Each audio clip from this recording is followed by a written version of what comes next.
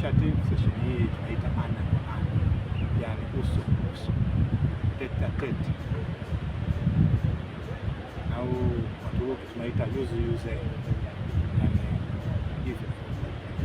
Katika session hii naenda kuangalia maswali mawili matatu ambayo followers wetu wanaweza kuuliza.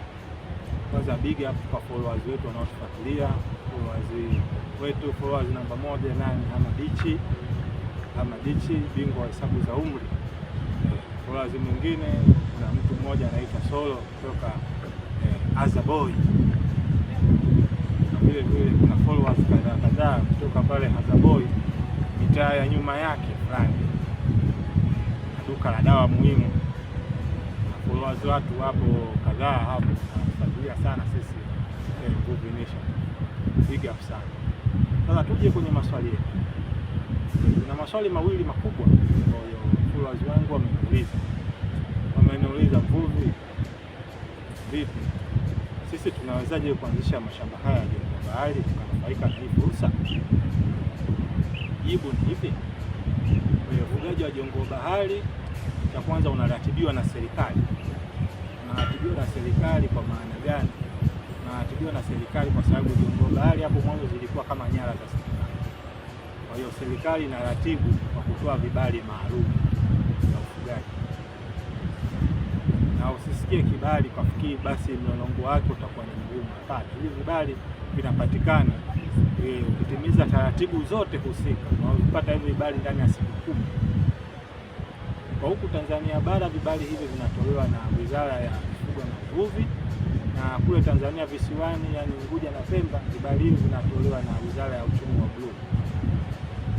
Na vile vile ili uweze kupata vibali hivi, vile vile huna budi kushirikiana na serikali za halmashauri husika, yani local government za halmashauri husika, kwa sababu kule kwenye serikali hizo za halmashauri kuna wale maafisa uvuvi wa halmashauri wa wilaya, wale na wenyewe wana mchango mkubwa sana katika utoaji wa vibali hivi, kwa sababu wao kupitia na halmashauri zao wanajua maeneo mbalimbali ambayo yanaruhusiwa kufanya shughuli hiyo ya ufugaji wa jongoo bila kuathiri shughuli nyingine za maeneo ya pwani.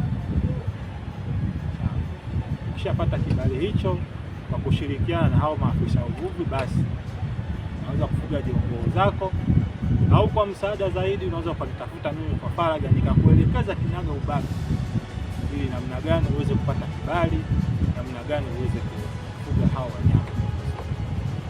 Naam, hilo swali la kwanza. Swali la pili, watu wanauliza, kwa nini tunapanda majongoo vifaranga 1000 lakini mwisho wa siku idadi inapungua? Tunajikuta tunavuna vifaranga 50 au hata 100. Hilo tunaweza kulijibu ya kwamba linatokana na kitu kinaitwa upotevu wa jongoo bahari. Upotevu wa jongoo bahari.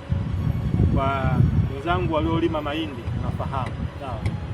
Mahindi katika hatua fulani zikikua, mahindi likishaanza kujitengeneza pale, basi inakuwa kivutio sana kwa ngedere. Kwa hiyo sasa inakuwa ukishapanda shamba lako la mahindi unaanza kuhangaika na namna gani ya kudhibiti ngedere katika shamba. Hivyo katika ufugaji wa jongoo kuna hao wasumbufu ambao tunaita ngedere. Huku kuna watu huwa na tabia ya kuiba jongoo. Na vile vile jongoo kwa asili zenyewe huwa kuna muda zinapenda kutoka nje ya kizimba. Na vile vile kuna muda jongoo zinapenda kujichimbia chini. Kwa hiyo vyote hivyo vinachangia katika jongoo kupungua katika kizimba. Lakini sababu kubwa ni sababu ya wizi. Ndio sababu kubwa inayosababisha jongoo. Inadhibitiwa vipi? Inadhibitiwa kwa namna ya kwamba ukiwa na usimamizi bora katika shamba lako, maintain ulinzi, hakikisha kwamba jongoo shamba lako linalindwa mchana na usiku, kwa sababu jongoo ni mali, jongoo ni fedha. Watu wakiziona jongoo huko zilipo zinauzwa bei ya juu sana, Kwa hiyo ukiweza maintain ulinzi katika shamba, basi hivyo vingine mavuno utayapata. Mpaka hapo nimeweza kujibu maswali yetu haya makubwa mawili. Karibuni wenye maoni, wenye maswali, basi maoni kwenye comment hapo, na vile vile naweza mkanitumia ujumbe binafsi kwenye barua pepe yangu, na vile vile ujumbe binafsi kwenye simu yangu. Vuvi Initiative, kauli mbiu tunasema mgaligana ukwa hali wali.